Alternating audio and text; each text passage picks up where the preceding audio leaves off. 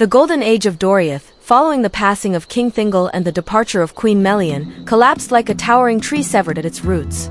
The girdle of Melian, which had shielded the kingdom for millennia, dissipated like morning mist, leaving a land once set apart from the world utterly exposed to an outside realm brimming with hatred and greed.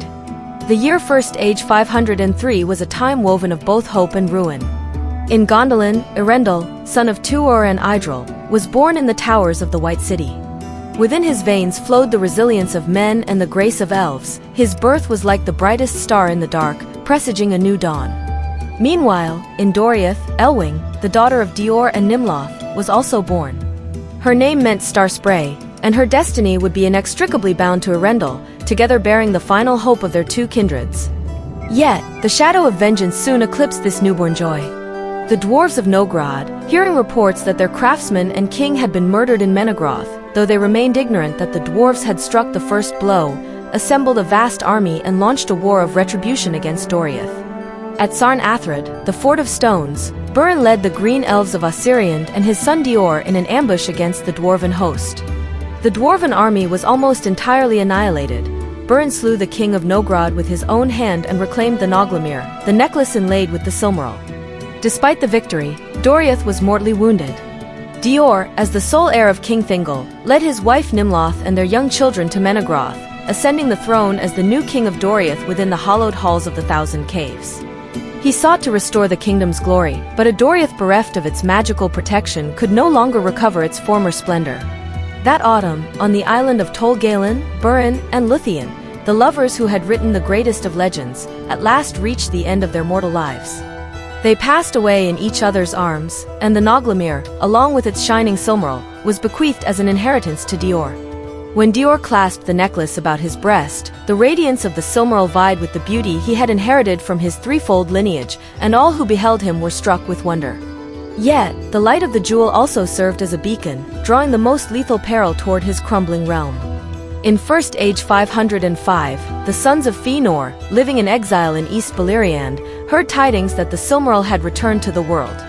The terrible oath that bound their souls awoke like a slumbering dragon, burning fierce within them. They dispatched messengers to Doriath, demanding in imperious tones that Dior surrender the jewel that was their father's by right.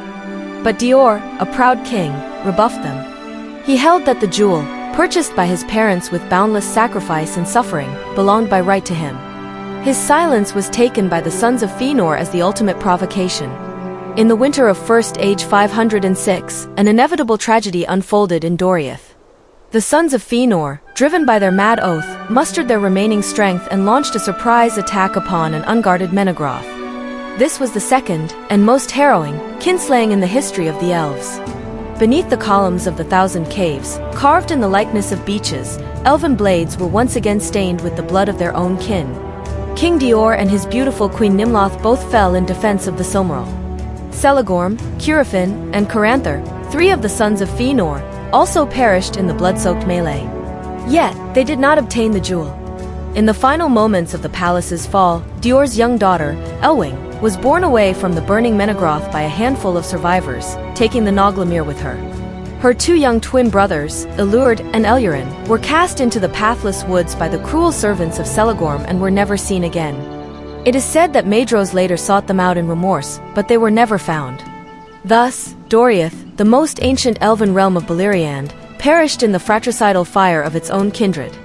A year later, in First Age 507, young Elwing, bearing the heavy burden of the Silmaril, journeyed with her people across vast distances until they reached the havens of the Surion. There, they joined with the survivors from Gondolin and the Falas, living together upon that final sanctuary. However, the gaze of Morgoth had locked onto the last, and most stubborn, bastion of resistance, the hidden city of Gondolin. In First Age 509, Maeglin, nephew to King Turgon, was captured by orcs while transgressing the ban on mining outside the city. In the dungeons of Angband, he endured unimaginable torture.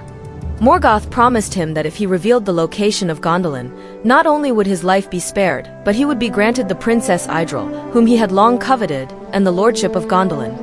Maeglin's soul, already corroded by his jealousy of Tuor and his lust for Idril, finally broke, and he betrayed every secret of the approach to Gondolin. On midsummer of First Age 510, as the inhabitants of Gondolin were immersed in festival celebrations, Morgoth launched a cataclysmic all-out assault. Countless orcs, balrogs, and dragons forged of iron, within which orc armies were concealed, surged from the northern mountains like a black tide, encircling the White City. The fall of Gondolin was the most harrowing and tragic battle of the First Age. King Turgon and the lords of the 12 houses led their people in a desperate struggle through every street and plaza of the city. In the plaza before the royal palace, Ecthelion of the Fountain slew Gothmog, lord of Balrogs, and fell with him. In a breach of the city walls, Glorfindel, lord of the House of the Golden Flower, fought a great Balrog and plunged with it into the abyss to cover the retreat of women and children. King Turgon, seeing the cause was lost, refused to flee. He climbed his highest white tower and, amidst fire and ruin, perished with his city. Maeglin the traitor, attempting to abduct Idril and Eärendil, was cast over the walls by Tuor, fulfilling the curse laid upon him by his father, Eol, at the hour of his death. Amidst the sea of fire and rubble, Tuor and Idril, surrounded by a small remnant of survivors and protecting young Eärendil, escaped through a tunnel Idril had secretly excavated before the battle. They were the final hope of Gondolin. With the passing of King Turgon, the throne of the High King of the Noldor passed to Gil-galad, son of Orodreth, who then dwelt at the mouths of Sir-Ion.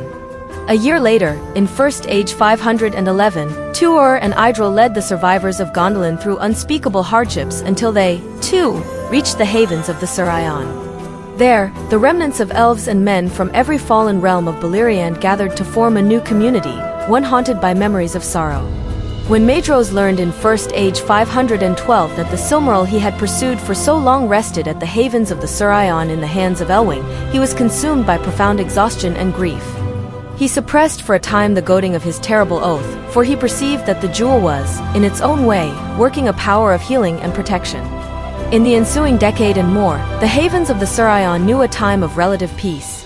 In First Age 525, Eärendil, now grown to manhood, with the beautiful Elwing. Their union was a continuation of the legendary love of Beren and Luthien, and the most perfect fusion of the blood of elves and men. Eärendil inherited his father Tuor's love of the sea and became a great mariner. He captained his white ship, Vingelet, upon long voyages, seeking his parents who had sailed into the west long ago, and searching for the fabled path to Valinor. In that same year, Tuor and Idril, after constructing a great ship named Irain, Sea Wing, finally set sail into the vast ocean toward the sunset and were never seen again. Yet, the elves sang that Tuor was the only mortal to be welcomed and counted among the elven kindred. But the peace was fleeting. In First Age 527, the terrible oath, like a wound that would not close, began to ache fiercely once more in the hearts of the remaining sons of Fëanor, Maedhros, Maglar, Amrod, and Amras. They felt the waning of their time and the squandering of their lives. They knew that if the oath remained unfulfilled, their souls would know no rest. A final, and most unavoidable, kinslaying gathered like storm clouds above the havens of the Sir-Ion.